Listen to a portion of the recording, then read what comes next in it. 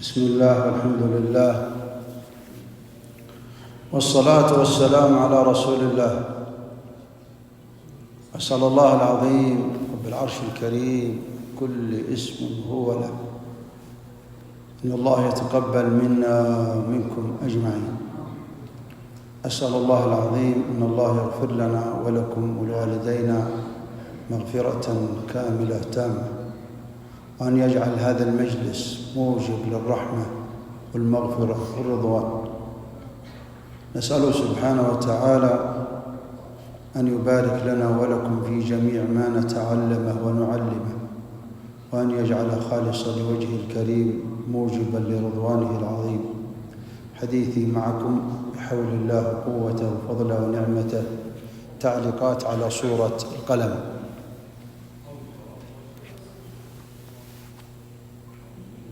السورة المباركة العظيمة هذه الجليلة افتتحت بالحروف المقطعة نون. طبعا القرآن أحيانا تفتتح السورة بحرف واحد، وأحيانا بحرفين، أحيانا بثلاثة وأربعة وخمسة. 3 سور افتتحت بحرف قاف نون، وفي سورة ثالثة. على كل حال الحروف هذه أظهر الأقوال فيها أقوال كثيرة. أظهر الأقوال فيها إنها لبيان إعجاز القرآن، وإن الله تحدى العرب الفصحاء أن يأتوا بمثل هذا القرآن، مع أن هذا الكلام الذي يسمعونه هو مركب من هذه الحروف الذي يتكلمون بها. نون والقلم وما يسطرون. بالنسبة للقلم والكتاب فيه 3 أقوال. القول الأول القلم قلم القدر، وما يسطرون المراد به اللوح المحفوظ. هذا القول الأول. القول الثاني قلم الملائكة، والكتاب كتاب أعمال الناس.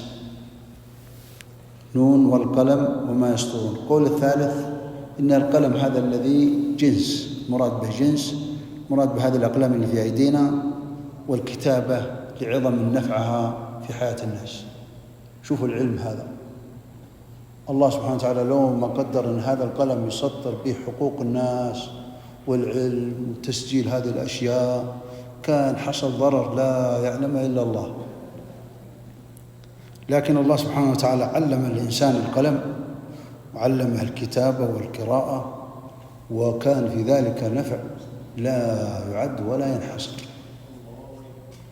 طيب هذا القسم، أقسم الله بالقلم والكتابة. جواب القسم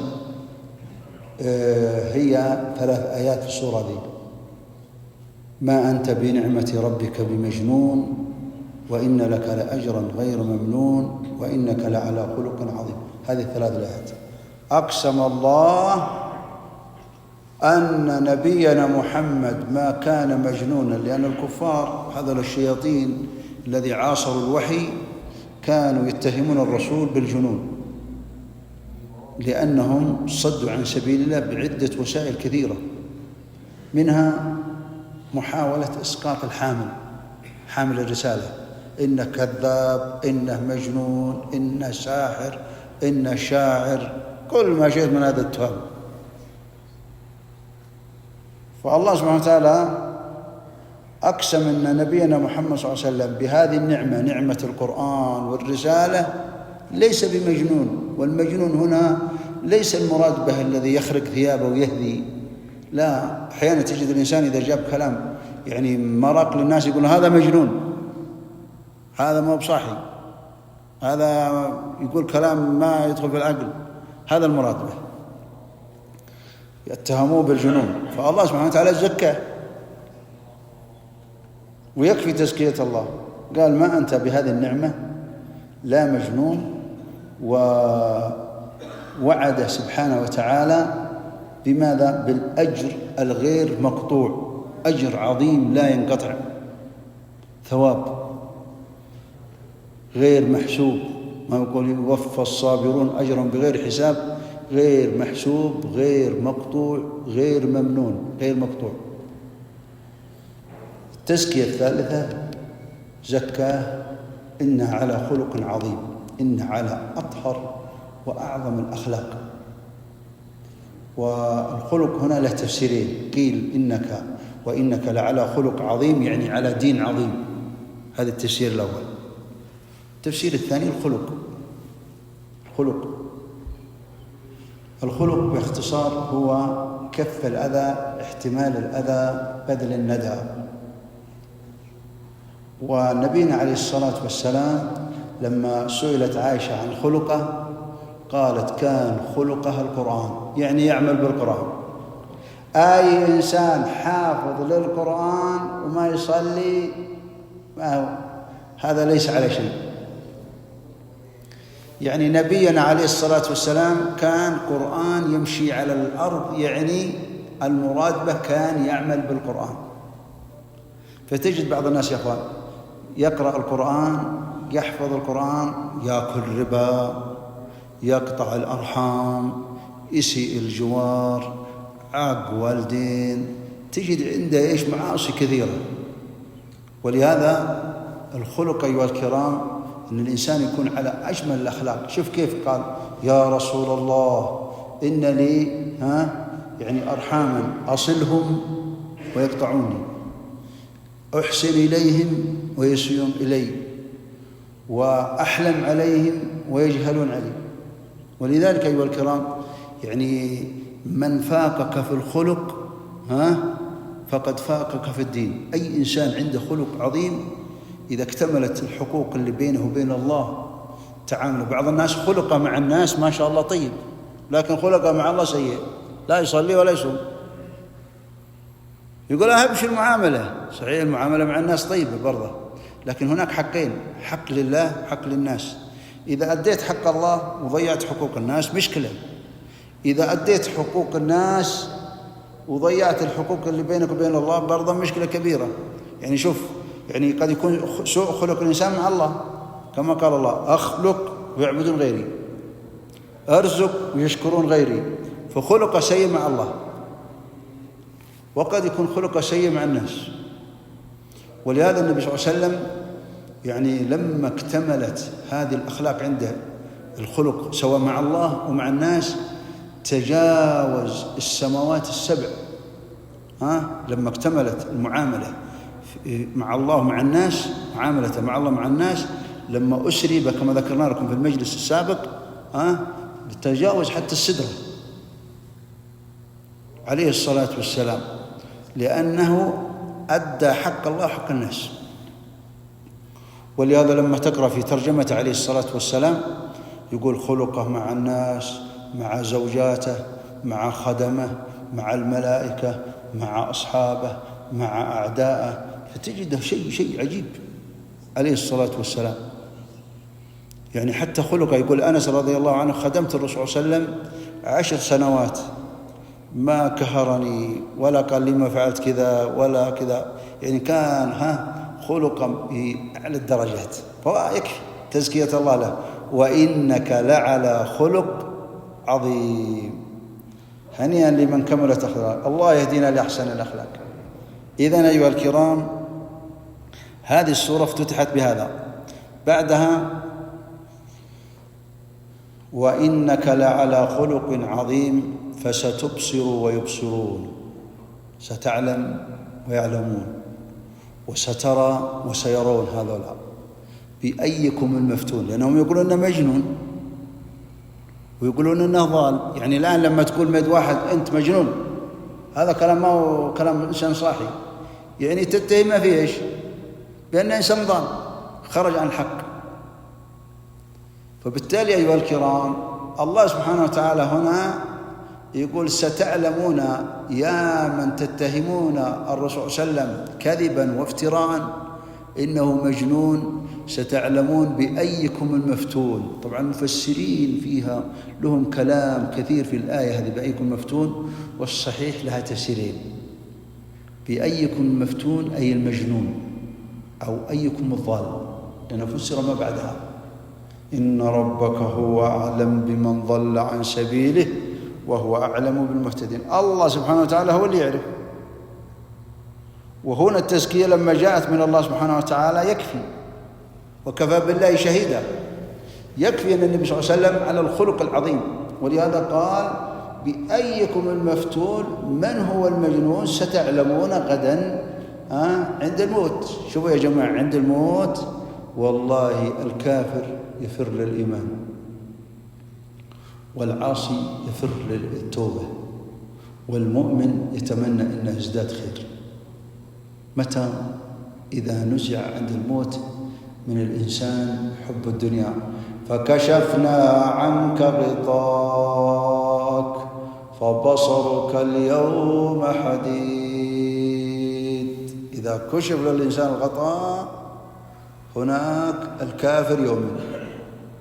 اللي كان يقول أنا ربكم الأعلى، واللي كان متمرد، واللي كلهم عند الموت والله لما تشوف في تراجم الملاحدة عند الاحتضار كلهم يا جماعة سبحان الله تجدهم يفرون. يقول أحدهم لقد استعديت في هذه الدنيا لكل شيء إلا الموت، وها أنا أموت. طبعا هو الساعة ذي يا جماعة لما تجيك تتحدر عليك الملائكة ساعة الموت تغير الموازين. فسبحان الله أيها الكرام، هنا سيعلم فستبصر ويبصرون بأيكم المفتون إن ربك هو أعلم بمن ضل عن سبيله وهو أعلم بالمهتدين. ثم قال لنبيه، وجه له خطابين خطيرين جدا ووصيتين عظيمة. قال له لا تطع المكذبين، والآية الثانية قال لا تطع كل حلاف. يطيع المكذبين في ماذا؟ ما هو تقرأ كذا ولا تطع المكذبين ماشي كذا ما تدري ايش تقرأ. يا جماعة الغاية من القرآن هذا تدبره، كتاب أنزلناه إليك ليدبروا آياته. دبر آياته، ما تقرأ كذا تمشي. فلا تطع المكذبين في المساومة، سيساومونه مساومة في الدعوة. ولهذا لما أرسلت قريش الوليد بن المغيرة وجاء إلى النبي صلى الله عليه وسلم كما في سورة فصلت، لما قرأ عليه الرسول لما قال فإن عرضوا فقل أنذرتكم صاعقة، هو الوليد جاء عنده وقال يا ابن أخي إني سأعرض عليك أشياء، والله في بداية كلامه قال والله ما رأينا أحدا أشأم على قومه منك، قاتلهم الله، كبرت كلمة تخرج من أفواههم إن يقولون إلا كذبا. طيب ليش هو أشأم عليهم؟ قال سفهت أحلامنا وعبت آلهتنا وفرقت جماعتنا، كنا مجتمعين أصبحنا متفرقين. ثم قال له أنت أفضل من فلان، يقصد أجداده من عبد المطلب من أبوه، هو قال أنت أفضل من أبوك، ذكر عبد الله بن عبد المطلب، محمد بن عبد الله أفضل من عبد الله، أفضل من عبد المطلب، أفضل من فلان، أفضل من فلان. طبعا الرسول سكت، خلى لين الرسول صلى الله عليه وسلم ما كان عجول، ترك إلى لين قال أفرغت يا أبا الوليد، أفرغت. لما انتهى رد عليه النبي صلى الله عليه وسلم، وهم يساومونه. إيش ساوموا؟ كانوا يريدون منه كما قال الله فلا تطع المكذبين ودوا لو تدهنوا فيدهنون. ودوا إنك لو تتنازل عن شيء من دينك فيدهنون معك، لو توافقهم، لو تجاملهم، يعني بس ولو مجرد مجاملة. حتى مما عرض عليه قالوا اعبد إلهنا سنة ونعبد إلهك سنة. لكن إيش المشكلة؟ المشكلة إن الإنسان إذا تنازل عن شيء يسير من دينه سيتنازل عن الكل. تنزل درجة، تنزل 30 درجة، تتنازل من أول خطوة تتنازل قليل قليل. وهذه خطوات الشيطان له خطوات ترى، خطة الشيطان في إضلال العباد خطوة خطوة، ترى له خطوات في إضلال العباد. ولهذا هم يريدونك في البداية تتنازل بس شيء بسيط عن أي شيء بس توافقهم. طبعا النبي صلى الله عليه وسلم كان حريص كل الحرص على هداية الناس. في سورة الإسراء: ولولا أن ثبتناك لقد كدت تركن إليهم شيئا قليلا. النبي صلى الله عليه وسلم من حرصه كان ود، لكن الله سبحانه وتعالى يقول: ولو أنك يعني لاتخذوك خليلا، ولولا أن ثبتناك لقد كدت تركن إليهم شيئا إذا لأذقناك ضعف الحياة ضعف الممات. ممكن تعطي يعني الكفار لما يساومونك على شيء من الدنيا عادي، تعطيهم شيء من المال، تعطيهم شيء من أمور الدنيا، من عرض الدنيا، ممكن في دفع شرهم. أما إنك تتنازل عن دينك ولو سنتي واحد، ولو قدر شعره. لو أن حتى في حديث طارق بن ذياب رضي الله عنه لما قالوا بس قدم، قال: ما عندي شيء. قالوا: قدم ولو ذباب. قدم ولو بذباب، يعني ولو شيء حقير. طبعا هو القلب هذا يا جماعة بالنسبة للتوحيد لو تنزل بس شعره كذا تضيع. النبي صلى الله عليه وسلم لما مر على رجل وفي يده خيط قال: وش ذا؟ قال: هذا من الواهنة، خيط مربوط في اليد. قال: ألقه، لو مت وهو في يدك لم تفلح أبدا، ما تفلح. تنازل عن الدين خطير خصوصا في العقيدة، ما يصلح. ودوا لو تدهنوا فيدهنون ولا تطع كل حلاف مهين. الآن سينتقل بعد ما حذره من طاعة الكفار في المساومة، في مساومته في الدعوة وعدم التنازل تحت أي ظرف، تحت أي مبرر لا يجوز. والكفار شياطين لعلمك، هم يحاولون في إنك تتقدم ولو أي شيء في سبيل إنهم يعني يتهاونون معك أو يوافقونك على شيء من ما عندك، توافقهم على شيء من باطلهم ليقبلوا شيء من الحق اللي معك. الله سبحانه وتعالى منع من ذلك. فلا تطع المكذبين ودوا لو تدهنوا فيدهنون ولا تطع كل حلاف. الآن خص في الكلام هذا كله رجل اللي هو الوليد بن المغيرة. الرجل هذا طبعا هم شوفوا الصورة دي في بدايتها اتهموا الرسول إنه إنه مجنون، والله زكاه إنه على أكمل الأخلاق. ذكر أن هؤلاء المكذبين المساومين على الدعوة أنهم من أسوأ الناس أخلاقا. وذكر لهذا الوليد بن المغيرة 9 صفات، ال9 صفات ونختم بالحديث. ال9 صفات هذه ترجع إلى 3. ترجع إلى أنه إنسان متكبر وبخيل وسيء خلق. هذا الرجل الرسول صلى الله عليه وسلم يقول الله إنه على على خلق عظيم، وهؤلاء المساومين على أسوأ الأخلاق. فلا تطع المكذبين ولا تطع كل حلاف. هذا الرجل هذا اللي الوليد بن المغيرة اللي من قادتهم اللي جاي، ما هو جاء يقول قال النبي صلى الله عليه وسلم إني جيت أعرض عليك أشياء. لما عرض عليه في سورة فصلت عرض عليه أشياء، قال الله لا تطع. أول شيء هذا الرجل الفاسد هذا سيء الخلق هذا كثير الحلف، وأي إنسان يكثر الحلف معروف أنه كذاب. أي إنسان والله والله والله والله تجده في الحديث والله إن كذا، والله يأخذني، والله يفعل بي كذا، تجد أعرف أنه كذاب. أي إنسان كثير الحلف معروف أنه كذاب وإنسان مهان. ولهذا يقول لك الإمام الشافعي كان ما يحلف بالله تعظيما لله، قليل الحلف. أي إنسان قليل الحلف معروف أنه معظم. فهذا لما صفات المنافقين هم دائما يغطون جرائمهم بالكثرة الحلف.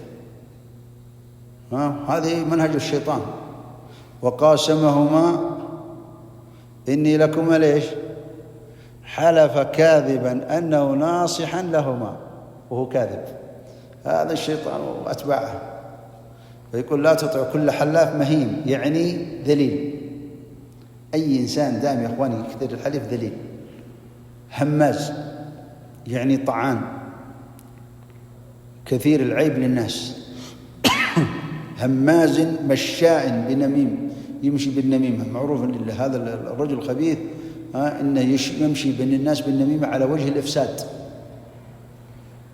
مشاء يقول هماز مشاء بنميم مناع للخير. هذا بخيل مناع للخير، يعني لا يعطي ويمنع الناس من الخير.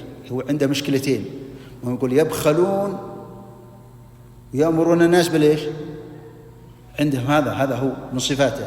من صفات هذا الرجل الخبيث السيء الخلق هذا كثير الحلف، كثير الطعن، كثير المشي بالنميمة بين الناس، بعدين مناع للخير، بخيل يمنع الخير من الناس. شوفوا كان يصد الرسول صلى الله عليه وسلم عن الدعوة.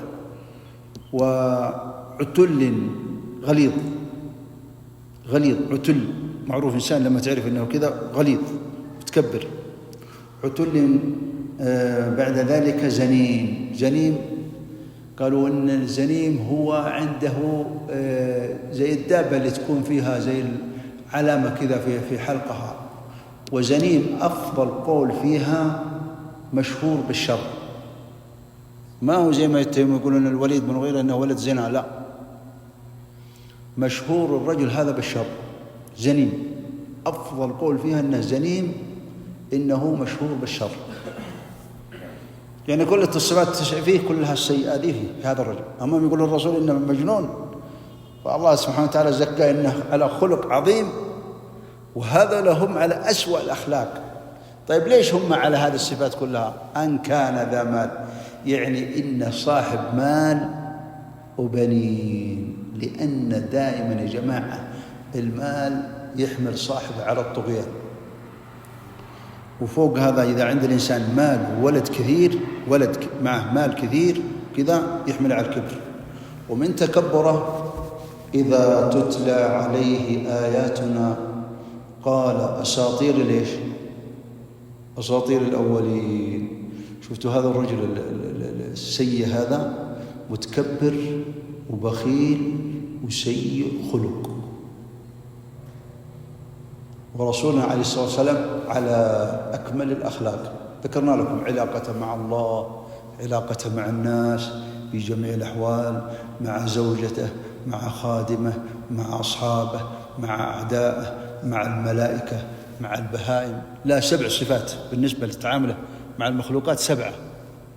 حتى مع البهائم أمر بالإحسان إليه حتى في الذبح. قال إذا قتلتم فأحسنوا الذبح إن الله كتب الإحسان على كل شيء. النبي صلى الله عليه وسلم كان على أعلى درجات الخلق، وهذا لو كانوا على أسوأ درجات سوء الخلق والعياذ بالله، بسبب كثرة أموالهم وبكثرة أولادهم. وكانوا يعني يصفون القرآن هذا كما في سورة النحل: وإذا قيل لهم ماذا أنزل ربكم المجرمين قالوا أساطير الأولين. وإذا قيل للذين آمنوا ماذا أنزل ربكم قالوا إيش؟ خيرا. شوف كيف المؤمنين يصفون القرآن والوحي. ماذا أنزل ربكم قالوا خير. ماذا أنزل ربكم عند الكفر والمجرمين قالوا خرافات وأضاليل وكأحاديث تزدى ضلالات الأولين. ولذلك أيها الكرام توعدها الله سبحانه وتعالى: سنسمه على الخرطوم. يقول سنضرب على خشمه.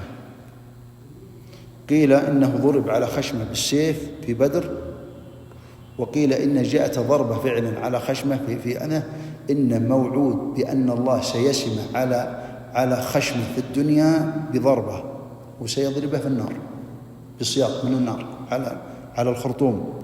ووصف الخرطوم هنا هذا يعني دائما ما يوصف بالخرطوم إلا من بالبهائم. الخنزير هو الحيوان الوحيد اللي يسمى خشمه بالخرطوم، هو الفيل. ولذلك أيها الكرام الله سبحانه وتعالى توعد بهذا، بأن سيضرب في الدنيا، سيسمى بتجي ضربة على خشمه جزاء على تكبره وعلى عناده وعلى سوء خلقه.